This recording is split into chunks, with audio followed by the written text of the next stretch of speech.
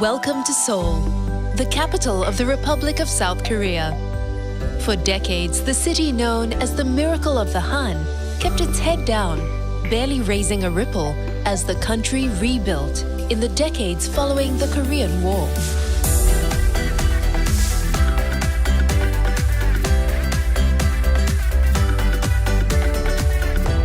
Today, Seoul has re-emerged as an economic powerhouse and the epicenter of Hallyu, a Korean wave of culture that is sweeping the world's smartphones, food halls, and dance floors. But Seoul wasn't always so outgoing.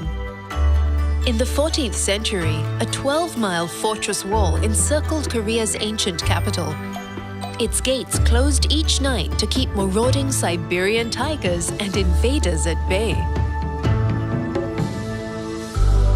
Since then, the city has spilled out far beyond and above its great city gates and guardian mountains. 21st century Seoul is a city where glass and steel towers and the ancient curves of palace roofs coexist. It's a city where the brushstrokes of the past and contemporary public art tell stories of tradition and inspiration.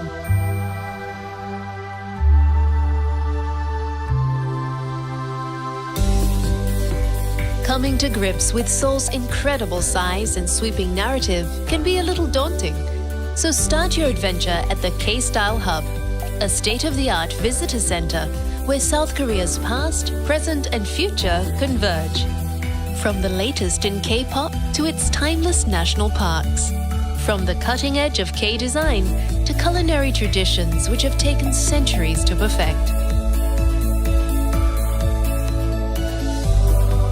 And while you're here, why not slip into the traditional dress? Dressing up hanbok style doesn't just put you in touch with Korea's proud past, it also gives you free admission into many of Seoul's most revered historic places. At the head of Gwanghwamun Square sits the gleaming statue of Sejong the Great, the 15th century Joseon dynasty king, whose reign oversaw a golden age of literature, science, and technology. The great leader sits before the grandest of Seoul's 5 royal palaces, Gyeongbokgung, the Palace of Shining Happiness, a residence of Joseon dynasty rulers. From the late 1300s until 1910, the palace has endured fires, invasion, and wars. Wander through the palace's ornate gates, pavilions, halls, and throne room, which, in accordance with Confucian principles, are perfectly balanced by the simplicity of the pine-covered mountain backdrop. Take a short bus or subway ride to the east to explore the adjoining palaces of Changdeokgung and Changgyeonggung, which are separated by a simple stone wall. In the tranquil confines of Changdeokgung's secret garden, sit for a while by the pond, where kings once paused from royal duties and dramas to write poetry beneath the ginkgo, walnut, and plum trees.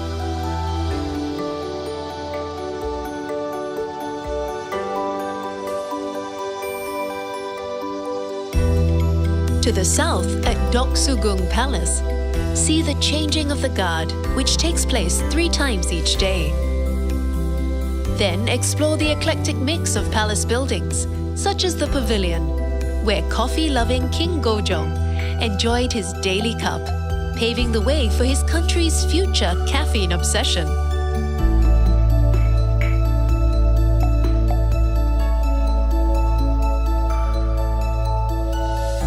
Just to the west is the last of Seoul's great palaces, Gyeonghee-gung, a royal refuge in times of unrest.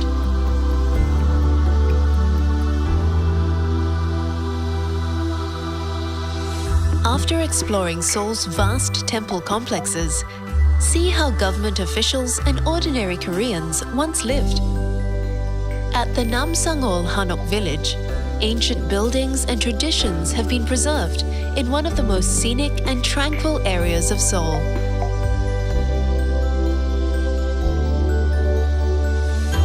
To see how how Seoul's citizens furnished their homes, visit the Korea Furniture Museum in Songbuk-gu. Here, over 2,000 exquisite pieces of practical craftsmanship are displayed within 10 traditional houses.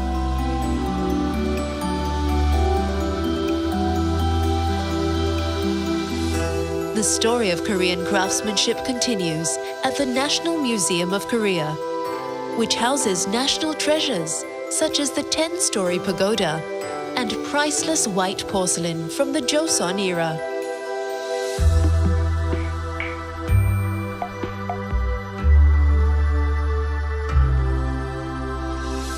But it's in Seoul's busy streets where the past and present really rub shoulders, and where the two Korean loves of shopping and food go hand in hand.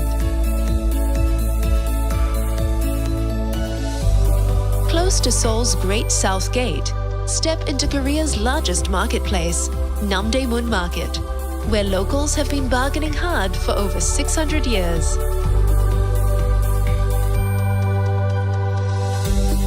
If you're looking for beauty products, join the 1 million shoppers who stream into neighboring Myeongdong each day to hit the 1,000 cosmetic stores. And when your head starts to spin, take a snack break. From lobster tails to foot-long ice creams, the options here are limitless. A few blocks north is Insadong, where you can disappear for days amid the labyrinth of antique, curio, and craft stalls.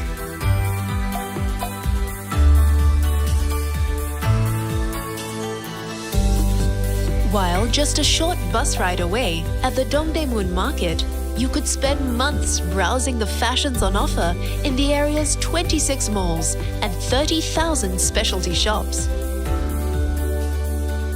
Blow the dust off old wares and vintage bargains at the Gwangjang Traditional Market.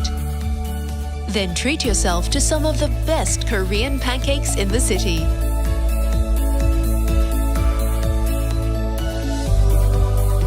If you're a seafood lover, cross the river to the futuristic Noryangjin Fish Market, where the skillful vendors at 700 stalls sell, slice, and cook every kind of seafood imaginable.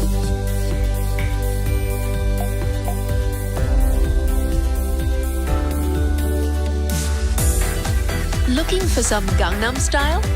Head just upriver to the Samsung-dong, whose exclusive boutiques and wide boulevards have made it the Beverly Hills of Seoul. But it's not all bling in Gangnam. You'll find plenty of bliss here too. Pass through the Gate of Truth and spend a few hours in the wooded surrounds of the Bong-eun-sa Buddhist Temple, a peaceful antidote to the fierce pace of Seoul's shopping.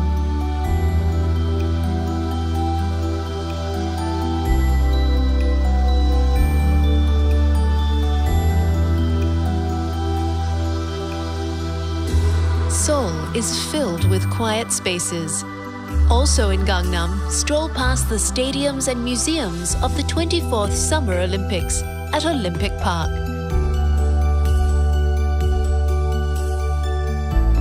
Across the river, relax with locals amid the leafy glades of Seoul Forest. While just downriver, enjoy the ponds and playful sculptures at Yongsan Park.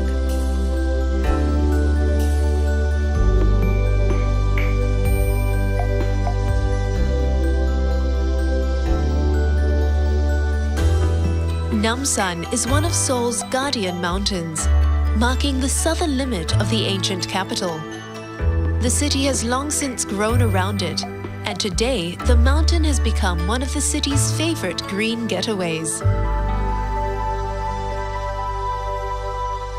At Namsan Botanical Garden, follow the winding paths through fields of wild flowers and pine forests. Then hike or take the cable car to the peak, and take in the sweeping views from the old city walls or from Seoul's iconic tower.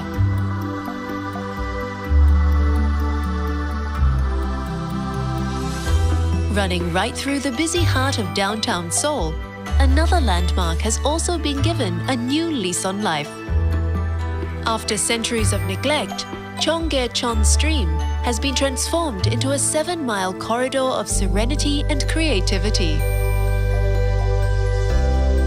Take time out just a few feet from some of the city's busiest streets. In a space so quiet, you can sometimes hear the sweet sounds of birdsong and whispering lovers.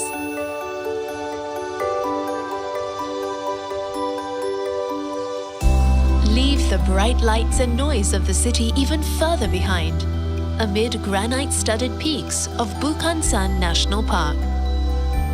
Take the 45-minute subway ride from central Seoul and spend the day hiking through the crisp mountain air, past ancient temples and rushing streams.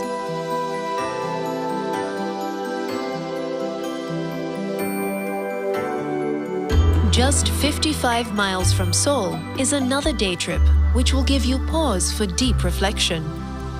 The truce village of Panmunjom.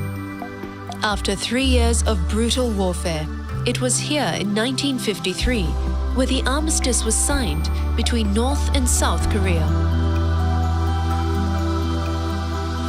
From the observation post, look out upon the eerie silence of the DMZ, the 2.5-mile-wide buffer zone that separates the two Koreas. Yet, despite the tense atmosphere here, there is also a prevailing sense of hope.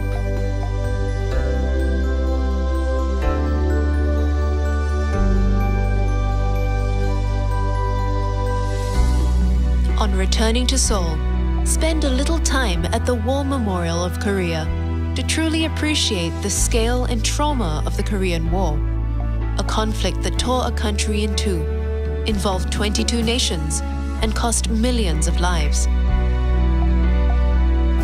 Besides displaying all the usual machinery of war, above all, this is a place of remembrance, longing, and determination.